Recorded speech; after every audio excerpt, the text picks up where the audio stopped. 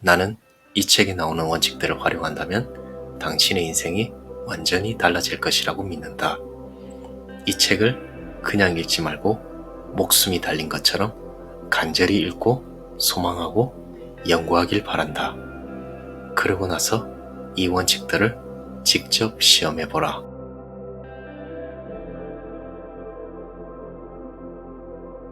여러분들도 부자가 되고 싶지 않으신가요? 돈이 많다고 단순히 부자가 되는 것은 아닙니다. 부자의 마인드를 갖추지 못하면 그 많은 돈은 금방 빠져나가게 되고 예전처럼 반복되는 삶을 살게 됩니다.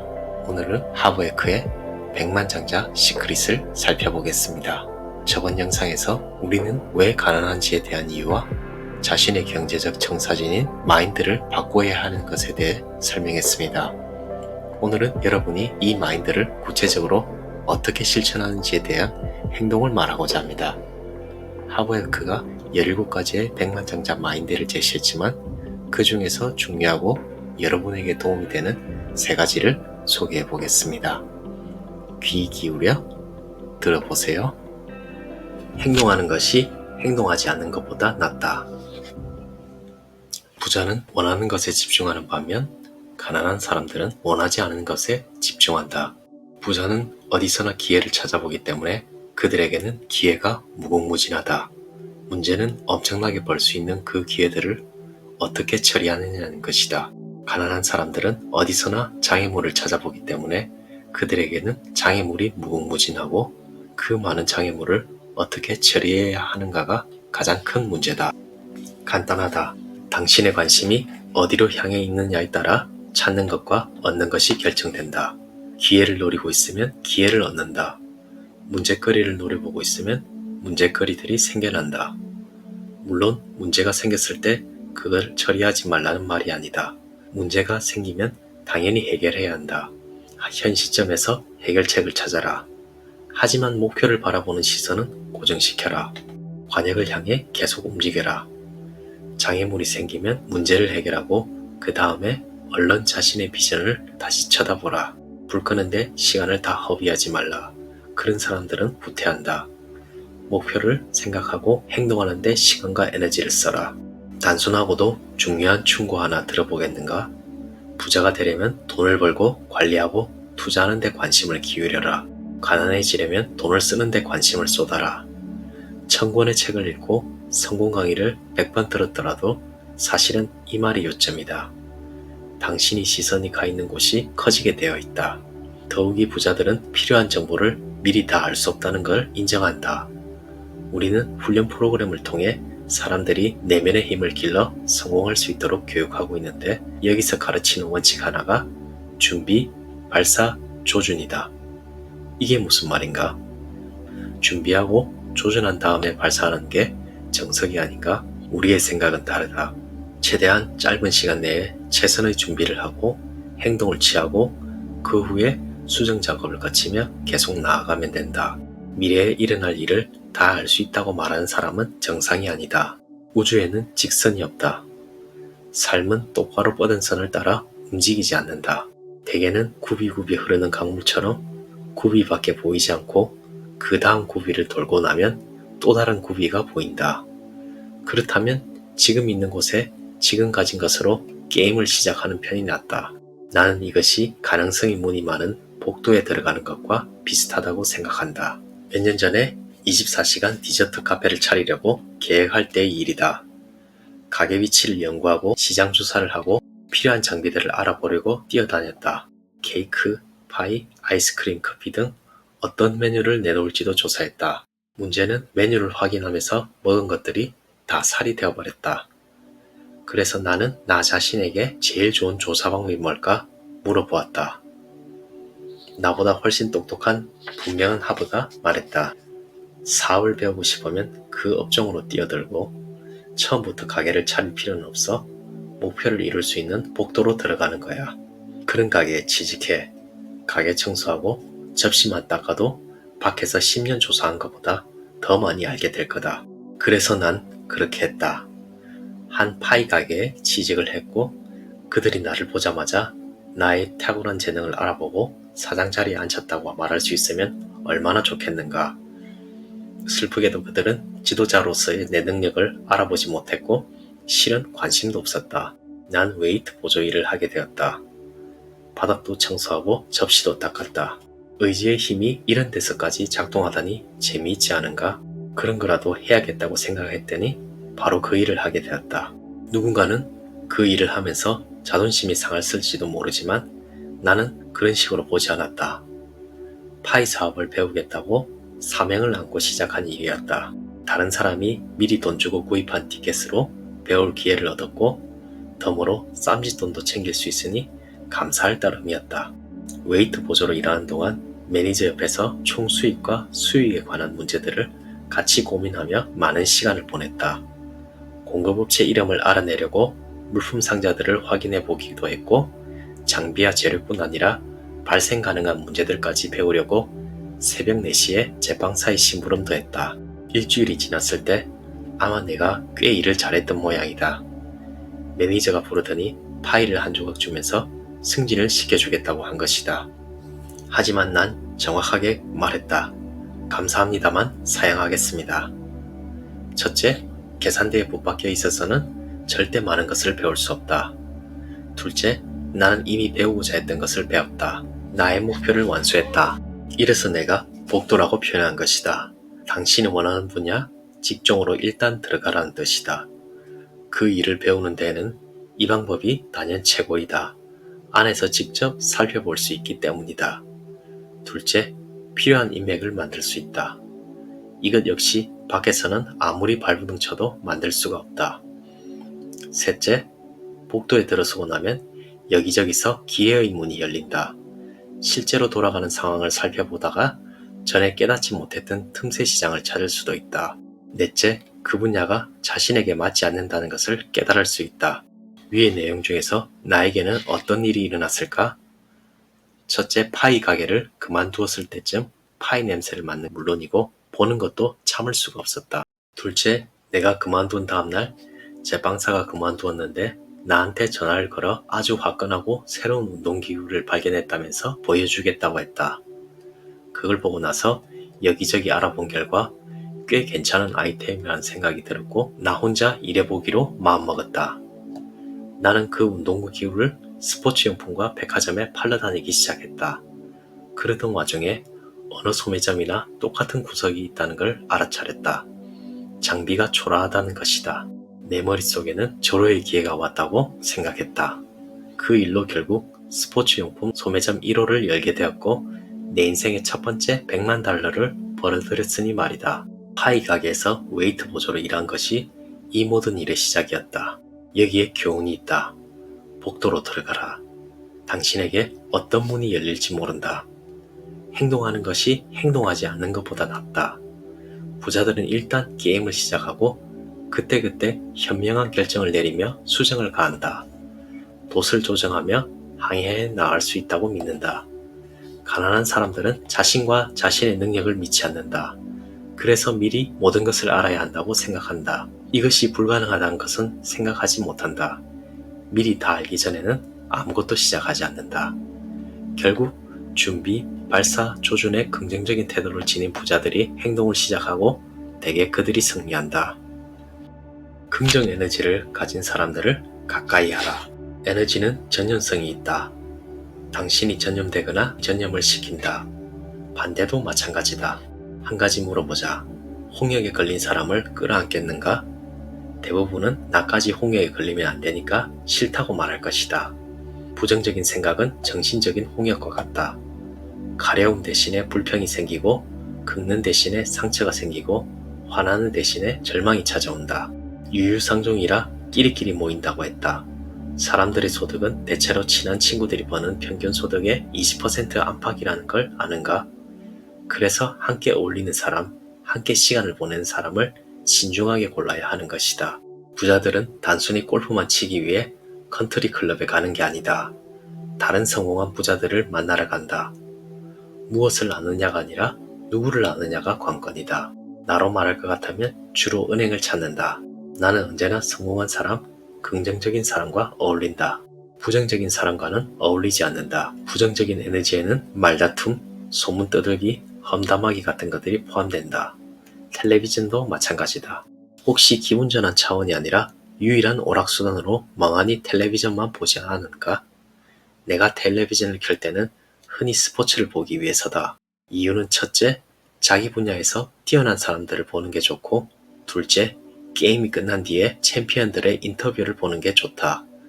그들의 생각을 듣는 것은 기분 좋은 일이다. 어떤 스포츠에서건 메이저리그까지 올라온 사람은 모두 다 챔피언이라고 생각한다. 그 자리에 도달하기까지 다른 수만 명의 경쟁자들을 물리쳤을 테니 그것만으로도 대단한 사람들이 아닌가. 나는 그들이 게임이 이기고 나서 하는 말들이 마음에 든다. 경기 내내 열심히 뛰었다. 좋은 결과가 나왔지만 아직 개선할 부분들이 있다. 노력한 만큼 보상이 따른다는 것을 보여드리겠다. 게임에 졌을 때도 그들이 하는 말이 마음에 든다. 하나의 게임이었을 뿐이다. 우린 돌아올 것이다. 이 게임은 잊어버리고 다음 게임에 집중하겠다. 좀 더 잘할 수 있는 방법을 찾아 이기기 위해 최선을 다할 것이다. 2004년 아테네 올림픽 때 캐나다의 여자 허들 100m 세계 챔피언 펠레시아는 강력한 금메달 후보였다. 그런데 마지막 레이스에서 첫 번째 허들에 걸려 넘어져 레이스를 완주할 수 없었다. 그녀는 하염없이 눈물을 흘리며 거기 누워 있었다. 이 순간을 위해 하루에 6시간씩 매일같이 지난 4년간 노력해왔는데 어이없이 무너진 것이다. 다음날 아침에 그녀의 기자회견 모습이 방송되었다. 그것을 녹화해두지 못한 게 너무나 안타깝다. 그녀가 한 말은 정말 놀라웠다. 왜 이런 일이 벌어졌는지 모르지만 상황이 이렇게 되었다. 난 이번 기회를 이용할 것이다. 앞으로 4년 동안 전보다 더 열심히 집중적으로 노력하겠다. 내가 이겼다면 어떻게 되었을까? 이번 승리가 나의 소망을 무디게 했을지 모른다. 이제 나는 전보다 더 굶주려 있다. 전보다 더 강한 모습으로 돌아올 것이다. 이런 내용이었다. 그 말을 듣는 내내 나는 감탄사를 내뱉을 수밖에 없었다. 부자는 승자들을 가까이 한다. 가난한 사람은 실패자들을 가까이 한다. 왜 그럴까? 편안하기 때문이다. 부자는 성공한 사람들과 같이 있는 것이 편안하다. 그들의 존재가 전혀 어색하거나 부담스럽지 않다.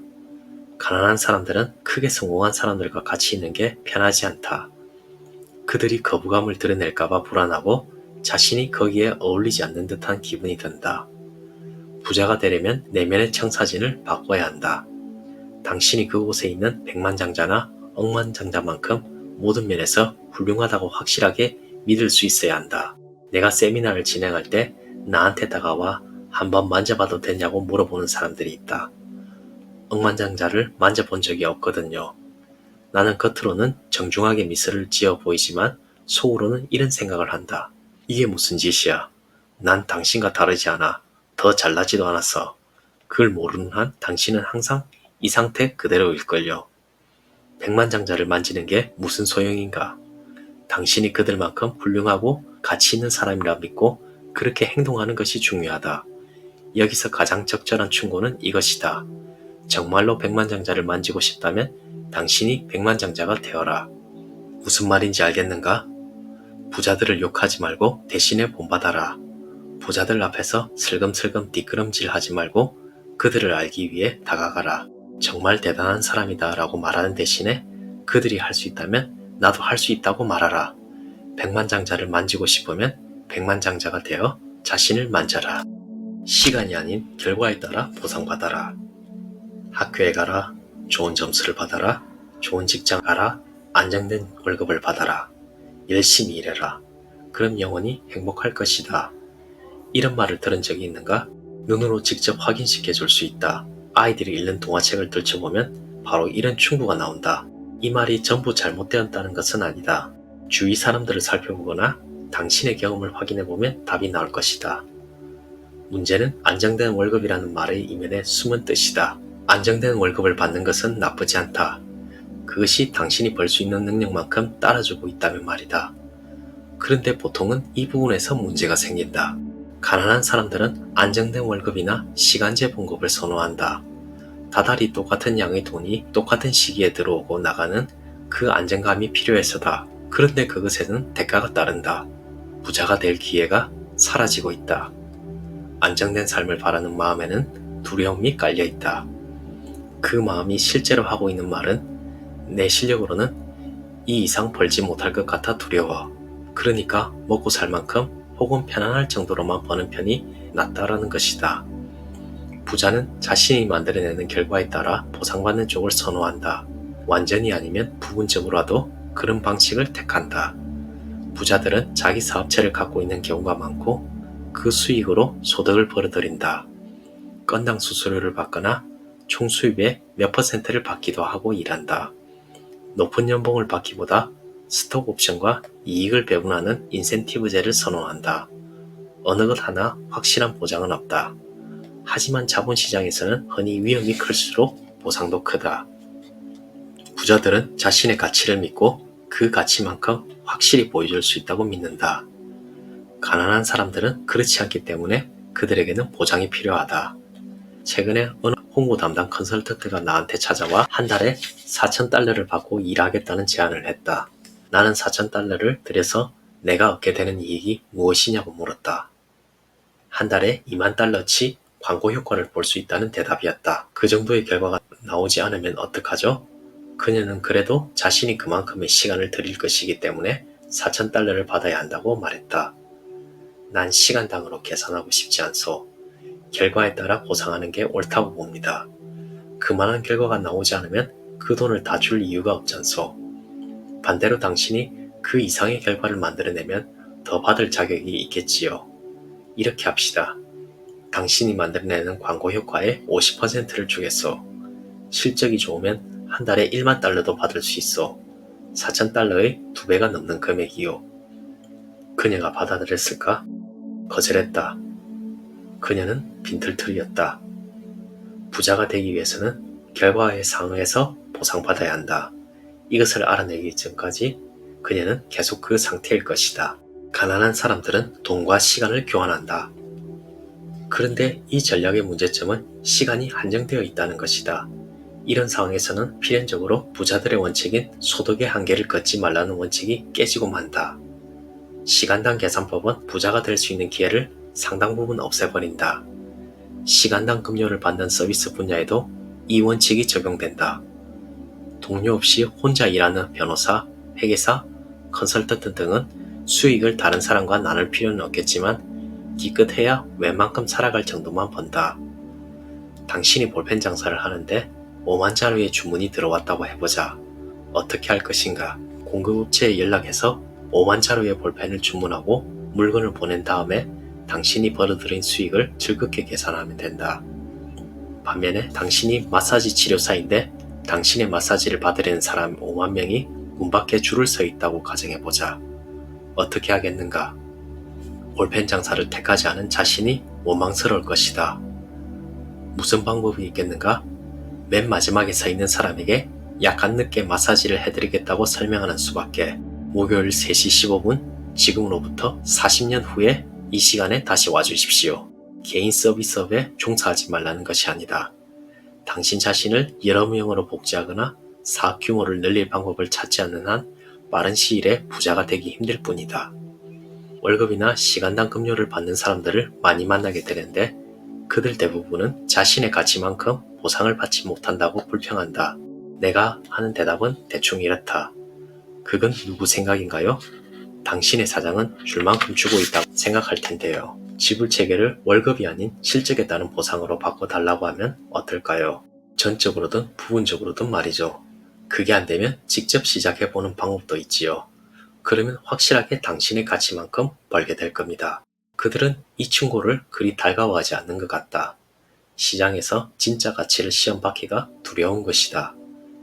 결과에 따라 보상받기를 두려워하는 이유는 오랫동안 머리에 박혀있던 조건들을 벗어나는 것이 두렵기 때문이다. 그들의 머리에는 안정된 월급이 곧 정상적인 보상책이라는 과거의 프로그램이 들어있다. 부모를 탓할 수는 없다. 피해자인 척하는 사람들은 부모를 비난하고 싶겠지만 말이다. 부모는 어떻게든 자식을 보호하려 하고 자식이 안정적으로 살아가기를 바란다. 다들 알고 있겠지만 규칙적인 수입이 없는 자식에게 부모들이 제일 흔하게 하는 말은 언제 진짜 직장을 잡을 거냐는 종류의 말이다. 나의 부모님이 이런 질문을 했을 때 나는 절대 그런 일은 없다고 대답했다. 어머니는 너무나 괴로워했지만 아버지는 등을 두드려 주었다. 그래, 남의 밑에서 월급 받아갖고는 절대 부자가 못 되지. 직장을 잡을 거면 수익의 몇 %를 떼어달라고 해. 그게 아니면 직접 사업을 해. 결국 당신이 자신의 가치만큼 버는 방법은 결과에 따라 보상받는 방법이다. 나의 아버지가 한 말씀은 옳다. 현명한 충고가 아닌가. 잘 들으셨나요? 여러분이 생각하는 마인드와 부자들의 마인드는 어떻게 다른가요? 백만장자의 마인드 17가지 중 중요하고 여러분에게 필요한 것 3가지를 소개해 보았습니다. 남은 14가지도 궁금하시면 언제든지 댓글로 문의해 주시면 됩니다. 결국 부자가 되든 성공을 하든 자신이 원하는 삶을 살려면 내 안의 마인드를 변화시켜야 한다는 것을 지금도 뼈저리게 느끼게 됩니다. 지금의 내 삶은 과거에서 생각하고 행동한 것들이 쌓인 결과물이죠. 이것을 어떻게 하면 바꿀 수 있는지 생각해 보시면 좋을 것 같습니다. 여러분은 물질적으로는 부자가 아니지만 마음은 하늘처럼 넓은 부자가 꼭 되실 겁니다. 감사합니다. 이상 신화보로 책방이었습니다.